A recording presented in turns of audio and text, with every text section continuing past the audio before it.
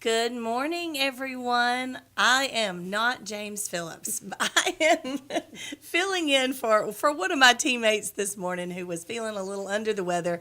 And I've got another teammate here with us that we just get the job done. We like to wear a lot of hats around here, don't we, Daryl? So Terrell and I just jumped from our sister station, 88.5, over here to Live at 9 on WJLX 101.5.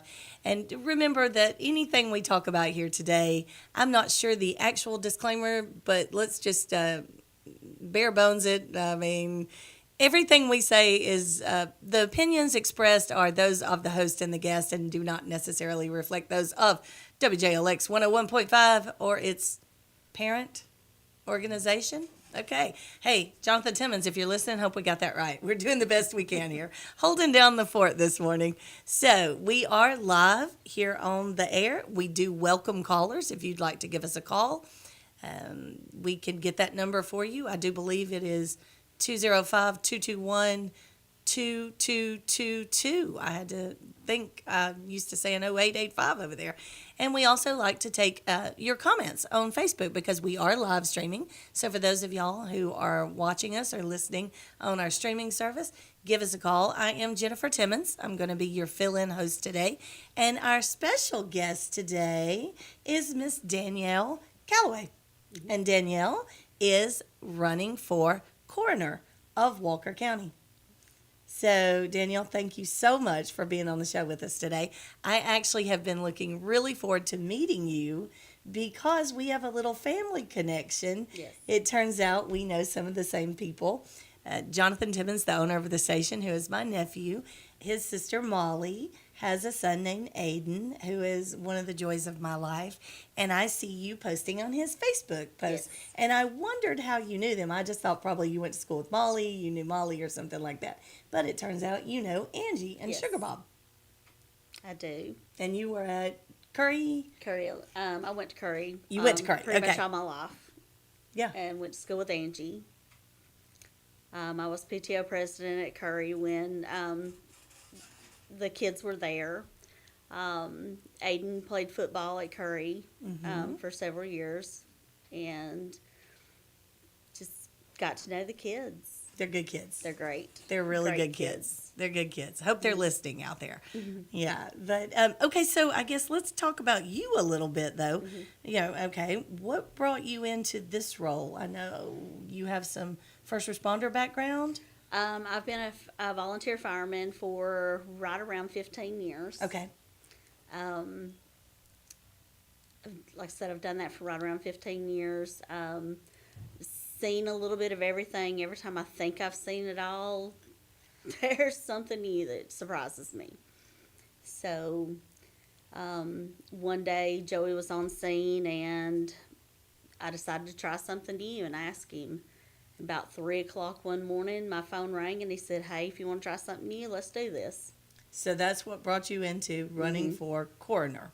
That's what got me into the volunteer of doing deputy coroner, and that Okay. was right around 7 years ago. Okay. So you've been the deputy coroner. For Okay. almost All 7 right. years. I don't know a lot about that job. So tell me a little bit about the coroner position. I mean, what is the coroner? What does the coroner do for us? Coroner goes out on scene. Anytime there's a death in the field, there's a car wreck, anything that needs, any type of death, like I said, that's in the field. We go out, we investigate it, we determine the cause, the manner, we determine if it needs to go for investigation at forensics, send it to forensics if it needs it,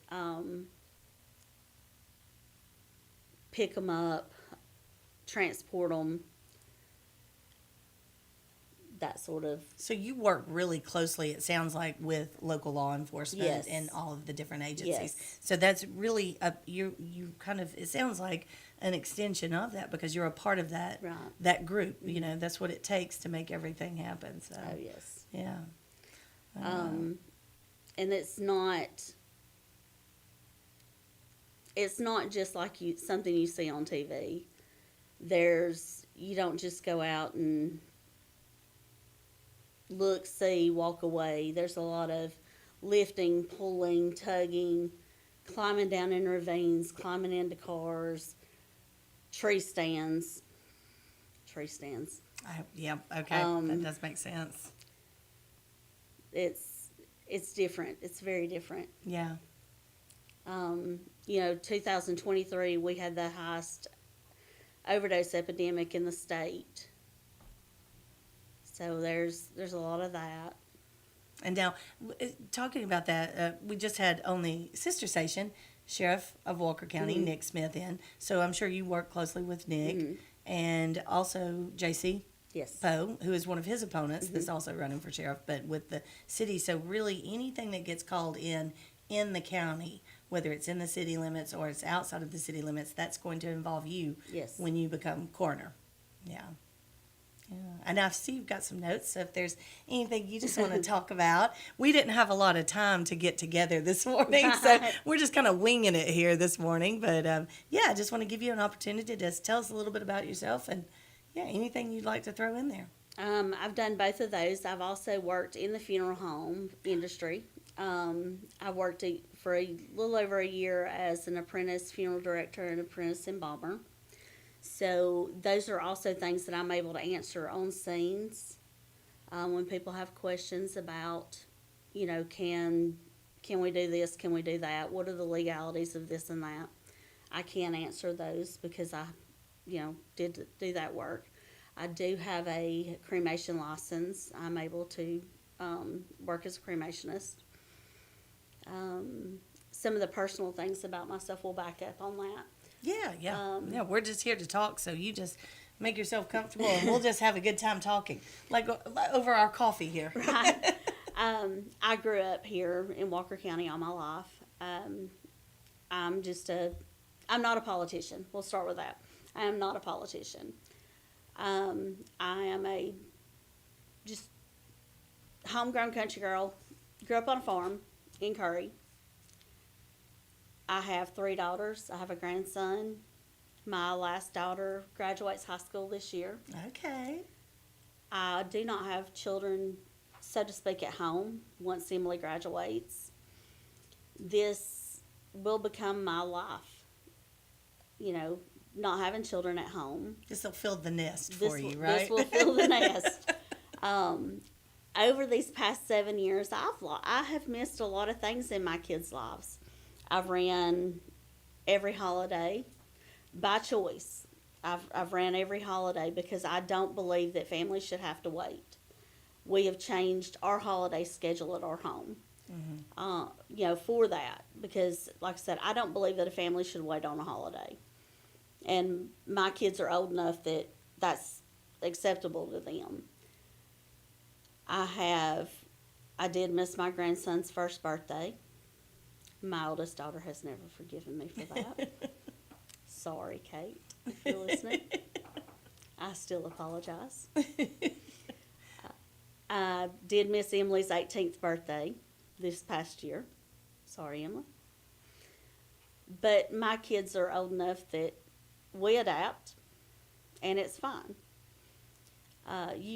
It's a little harder with small children. They're not as forgiving. Jackson was one. He don't remember.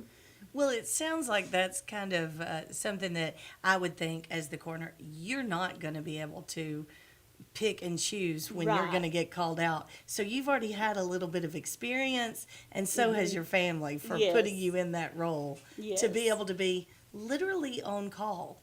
You're on call 24 hours a day, 7 days a week. You never know when you're going to be called out. And you have to be understanding to that for the families. This past year, we had a terrible call.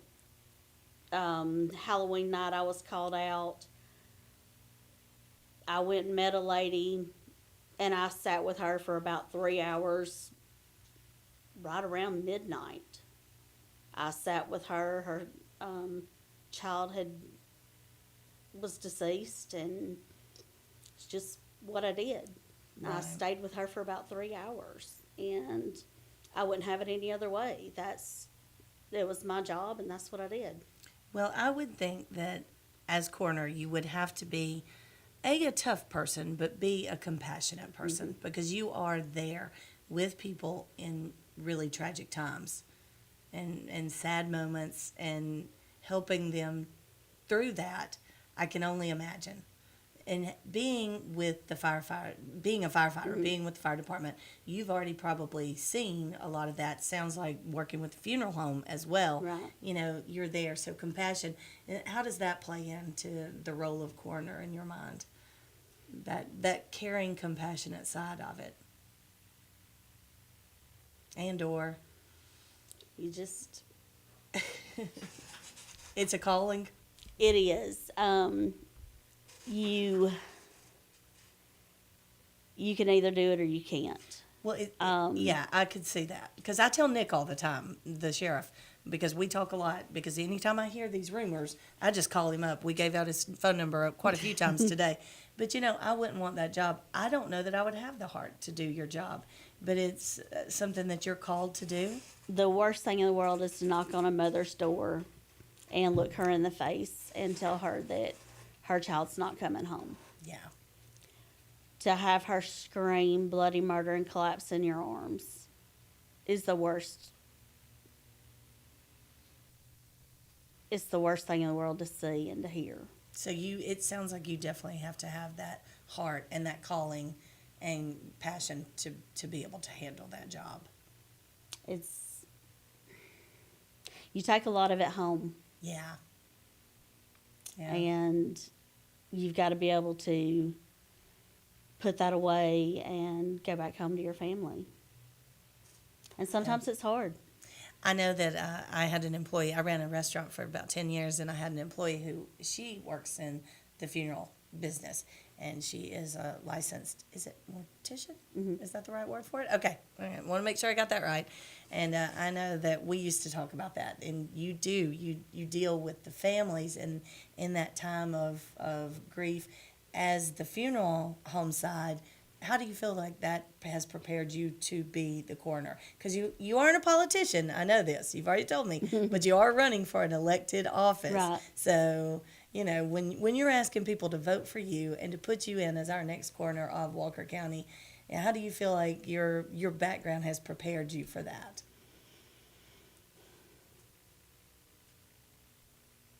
I feel like my personal life has prepared me more Okay. than that. I lost my mother when I was 13. Okay.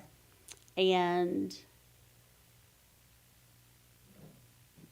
from that point on, I made a promise to myself that I had Curry Fire who would come in and they would take care of my mother. And I can remember them coming in. I was doing CPR on my mother. My sister was, on the phone with 911, or vice versa. She was doing CPR and I was on the phone. And they would come in. Wonderful woman with Curry Fire, Becky Atkins, would come in and she would move us, it's our turn, Danielle. It's our turn, Michelle. Let us help us. Let us help. Let us do this. And I made a promise when my mother died. I said, I want to give back. I want to do what she did. I want to make someone feel the way that they made us feel. And that's my goal. Wow. My goal is, I was 13, Michelle was 11. And I want to make people feel the way we felt. You can't go back and you can't fix the souls of those two children, but you can try to make people feel the way they did. Yeah. Unless you've been there, done that, unless you've seen and you felt what we felt.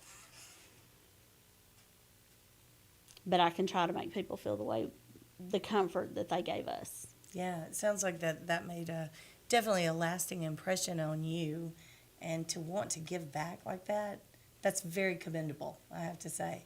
That's a great story, and thank you for sharing that with us today.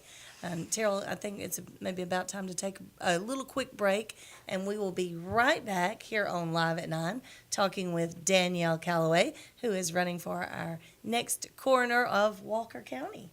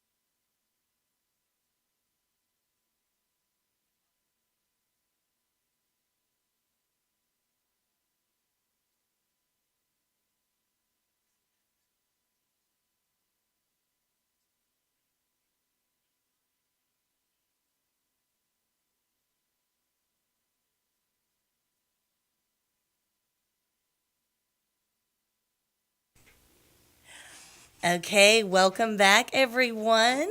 I am not James Phillips live at 9 today. I am Jennifer Timmons, filling in for my teammate who is a little under the weather this morning.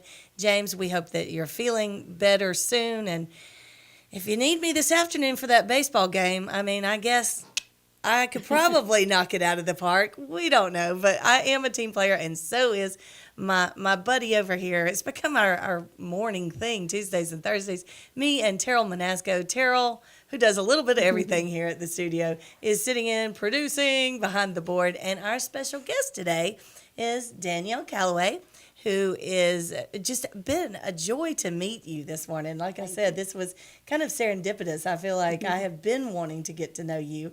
And again, that we had that family connection that I say this all the time. Good and bad things about social media. You know, there really are. And so it is. It's a two-way street. You know, there's a good side and a bad side to it. One of the great things is thank you for following along with Aiden and his progress. And Absolutely. yeah, I mean, we're all just, this last week has been amazing. He has amazed me. Amazing. I mean, I was clapping and cheering when I saw him rolling over, and then to see the putting his shirt on and everything, it's been great. And so yeah, the family stuff is what we're talking about. And going to school, I grew up in the farmstead community. I did go to Curry for a year, so I think we have a lot of connections. Oh, yeah. Actually, I think we're kind of figuring out we've got some things in common here. So thanks again. And Danielle is running for coroner of Walker County, so you will be on the May 19th primary ballot, right? Yes. Okay. And is just two of y'all running, correct? Yes. Okay, I thought so. And I believe Trent McCluskey was on last week. Yeah, was on the Live at 9 show. So thanks for you coming on as well. And one thing we like to do here at the radio station is just give people a chance to get to know you because you are going to be an integral part of the community as coroner. Sounds like you already are as the firefighter and working in the funeral home. And it's nice to get to know people and make a connection. And not everybody can get out to political rallies and things like that and get to know people. So we like to provide this platform and this forum for people just to get to know each other. And so we were going to talk a little bit about your work with the person that we were just talking about who inspired you.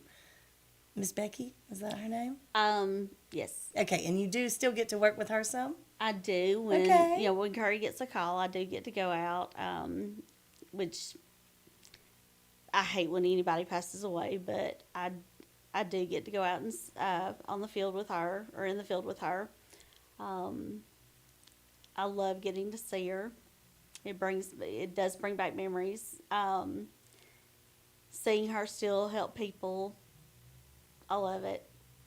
Bring back memories. Bring back good memories from a bad situation, but that's what has led you to Right. want to share that and Yes. and pay that forward. Yes, Yeah. and I do. It also brings back memories of my mother. I don't have very many because I was so You were young when young, she passed, right. but it does bring back memories. So it's a good and it's bittersweet, I guess you'd say. Yeah. Yeah. Well, all right. Well, tell us a little bit more about you and why in the world you want to be coroner. Just helping people. I've always had a thing for just wanting to help people. I go out on these calls and I will sit in the floor with you. I will cry with you. I will hold you, hug you, love on you. I'm not a stoic person who comes in and just, well, yep, that's how it is. I'm not that person. I'll come in, greet you, love on you. I don't care what your background is. We come from a poor family. I don't care if you have, nothing to your name. I don't care if you live in a trailer. I don't care if you live in a mansion. I don't care if this is an overdose. I don't care if you're a 98-year-old person who's lived in a mansion and died in a bed. And you see probably a lot of everything, I do. right? But everybody deserves Everybody that dignity. they deserve dignity. They deserve treated with respect. And I've had people that, Danielle, it's okay. My child died of an overdose. You don't have to, no. Let me explain something to you. Every family has somebody in their life who has a person of addiction in their family. Mm-hmm. Somebody in their family has been touched with addiction. And if they tell you they don't, send them to me and we're going to have a heart-to-heart. Yeah. My family's been touched with addiction, and that's part of the reason why I preach the way I do. And I will preach to you about Narcan. You may not like me after this conversation. Well, this is your forum, so go ahead. But I'm a big person on Narcan. I preach it, I hand it out, hand over fist. I just got 600 vials at my house to hand out, hand over fist. And for somebody who is maybe listening and doesn't know what Narcan is. Narcan is the you wanna explain antidote that? Okay. for an opioid overdose. We were on a scene. Back this up and explain to you why I hand this out the way I do. We were on a scene, a wreck scene. We were cutting a gentleman out of a car, and I had the only 2 nasal Narcans on the scene. Had 4 state troopers, multiple firemen standing around, myself and Regina Myers from EMA. And as we were moving this person out of the car, we noticed a busted bag of fentanyl. And we had 35-mile-an-hour winds. We had 2 nasal Narcans on scene. I was the holder of those Narcans in my hot pink corner bag. And I was the only one who knew where they were. You can't save all those people with 2 nasal Narcans. Not with as much fentanyl was in that bag. So after that call, I started ordering Narcan hand over fist. And I order Narcan for Jasper Fire Department. I order Narcan for Walker County Sheriff's Office. I order Narcan for anybody who wants it. At that time, I was ordering it for most of the fire departments. I still order it for whoever calls me and says, "Hey, Danielle, we're out of Narcan." I order it and hand out on my overdose scenes. Because just because we've had one overdose there doesn't mean we're going to possibly have another one. I talk to people about rehab. I talk to people about getting off drugs, period. But I try to save as many people as I can. We've had firemen go down on scenes. One of my good friends at Thatch went down on a scene, fireman, because she got into fentanyl. Some of my good friends at different police departments have gone down because they've gotten into fentanyl. I got into it on a scene. I didn't go down, but I had a reaction to it.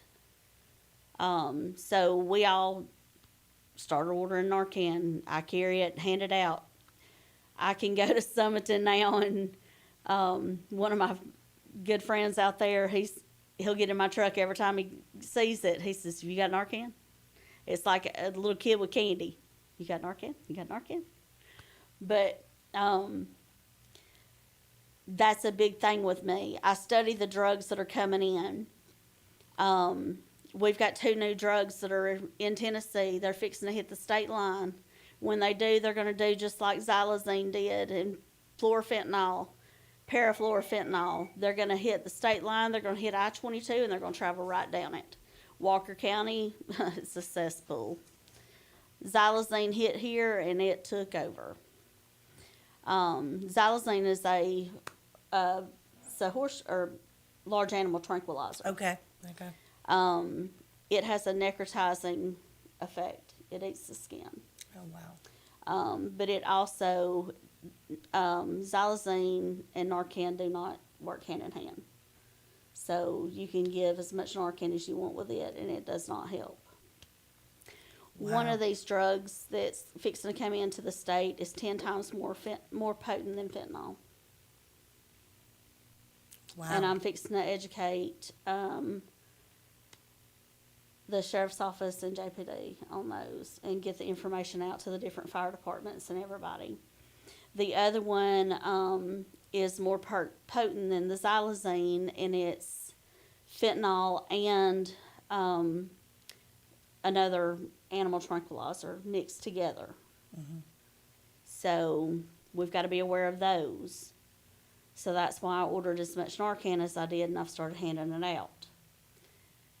That's not part of my job, but it's the human part of my job. And by studying these drugs and by making everybody aware, I'm trying to cut down on deaths. Right. Not only on my people in this community, but on my firemen, on my police. That's what I was just going to say.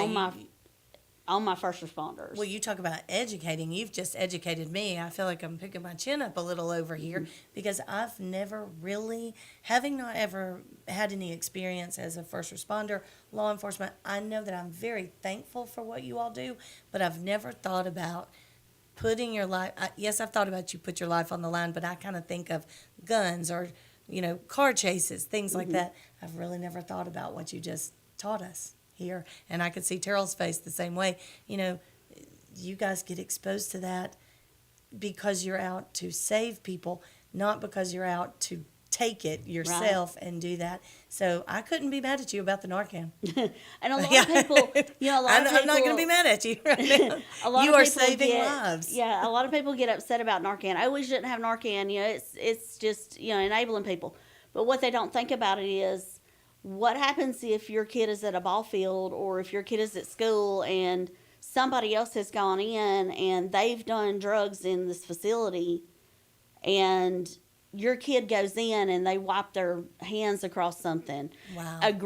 The size of a grain of salt, and the same size as a grain of salt, that size of fentanyl can kill your kid. Wow. And if your kid goes in there to wash their hands and Joe Blow has gone in there and they've done their drugs, your kid wipes their hand across it, you're going to be glad somebody's got fentanyl. Or, I'm sorry. Narcan. Sorry. Narcan. You're going to be glad somebody's got Narcan. Yeah. Your aspect on it, your whole outlook is going to completely change on Narcan. Yeah. I mean, Yeah, I'm very excited. Thanks to James Phillips for letting me fill in today. I would have been listening anyway, but thank you, Danielle, because seriously, you talking about educating our first responders and everybody on this, but thank you for educating us too, and for all the people listening, because it's very hard to leave me speechless, but I've never thought about that, that whole side of it. So thank you for all that you do. You're welcome. And whether you're coroner or not, keep doing what you're doing. Thank you so much. And as I'm thanking, I know Terrell had sent me a little note to thank our sponsors also for providing this show, Young Jewelers, and located in historic downtown Jasper, and also Jake's on 4th. Located in historic downtown Jasper. And thanks to those two wonderful sponsors for providing this forum to have someone like Danielle on to educate us, because I just feel like this is a very potent conversation that we have needed to have. So go ahead with talking about your working with maybe local law enforcement and things like that. I don't want to keep you away from your notes. Oh, no, I'm just going to let you follow along. that's just one of the added things that I do in my job is I try to keep track of things like that so that, working hand in hand with our law enforcement, working hand in hand with our first responders, that I can keep them up to date with things that are coming into the county. And, that's not a part of the coroner's job, but that's part of my job. Right. Is what the way I see it. What you bring to that job. Right. Right. Well, and I think that's so important because, we do, obviously, and I've lived a lot of places, and there's a drug problem everywhere. It's like you said, tracking it, coming in, and what's the next thing that's going to come in. There's probably always going to be the next thing. There always has been, there's always going to be. But I think that having somebody in leadership that has that compassion and that heart that is doing that and wanting to stay on top of that and wanting to educate and wanting to help people and try to fight the drug problem, the crisis, as much as possible. I commend you for even considering doing that for all of us. So thank you. Big thanks on that. Yeah. I mean, we on WJBE, we talk a lot about, the problem of drugs, and something I'm just sitting here listening to everything you've said. Nobody is immune to it. And, whether you've just opened my eyes even more, you're not immune to it. Even if you're not out there choosing to do it yourself, you can be exposed that way. I would not have known that. So thank you for teaching me. And Terrell, thank you for, shaking your head, giving a little feedback over there, because this has been quite eye-opening. But anyway, okay, so back to anything else you'd like to talk to us about today, Danielle? I just feel like this job is something that it's like I said, it's a 24-hour job. It disrupts your family life. You've got to be hands-on. You've got to be open to being in the field. Like I said, once Emily graduates, which is May 21st, I will no longer have children in my home, so to speak. I mean, I will, but I won't. Well,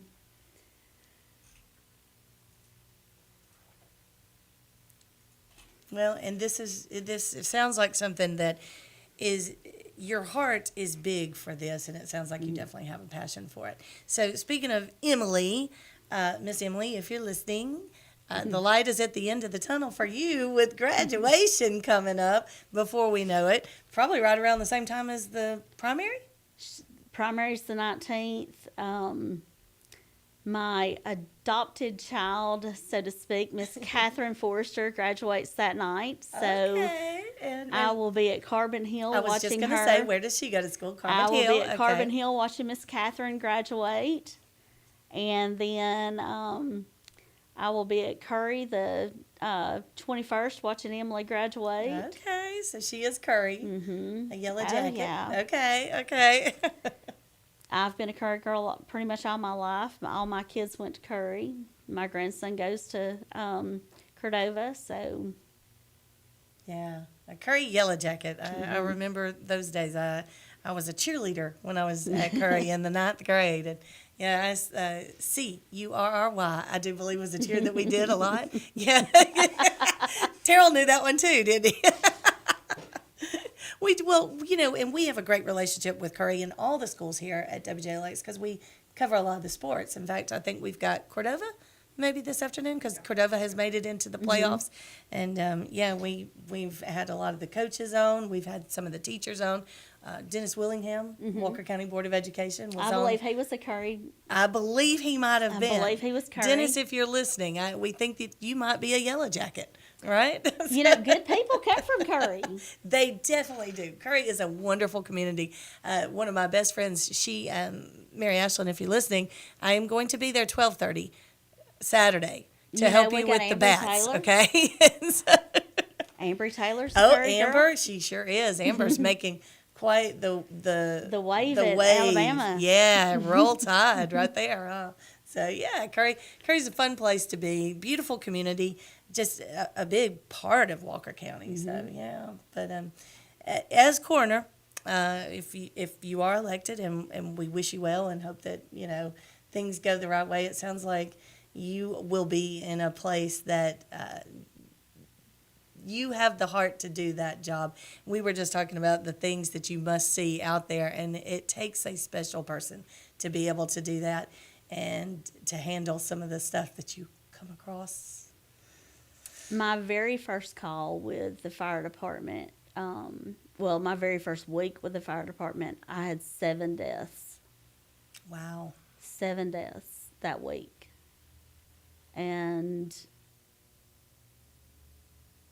I looked at Joe Ferguson. He's the fire chief at Mount Zion, and I said, "Am I cut out for this?"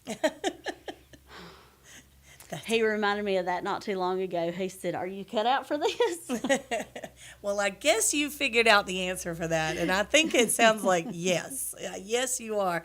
And again, I want to thank you and commend you for that. And Terrell, how are we doing on time over there? I don't have my phone over here with me, just making sure. Okay, all right. Anything else you'd like to add, Danielle, or just And you said talking about things you've seen. In that first week, I had a small child that first week, the same age as Emily was at that time. Wow. And I can remember going home, and I squeezed her so tight. She said, "I can't breathe." I said, "Well, I'm going to hug you tighter." And her dad came, and he knocked on the door. He says, "I'm taking her home with me." He worked Corey was a fireman too. And he says, I need to take her home with me. He says, "I need her tonight." And I said, "No." we kind of argued for a minute. He says, "You've had her for like 2 hours." He says, "I need her for the rest of the night." Well, yeah. So we compromised. I'd had her for a couple hours. He took her home for the night. Well, we always, people say life is short, and we're only guaranteed right now. Anything can happen. So yeah. I do want to say thank you for your compassion and your heart, and for being willing to do that job. It's a job that not everybody is cut out to do, and it does take a special person. And I really want to thank you for being willing to put yourself out there. And I know you're not a politician, but you are in a leadership role, and you're in a role that we definitely need. And from what you have told us here today, it sounds like you really care about this community, care about the people of Walker County. And, thanks for having that heart and that compassion. Thank you.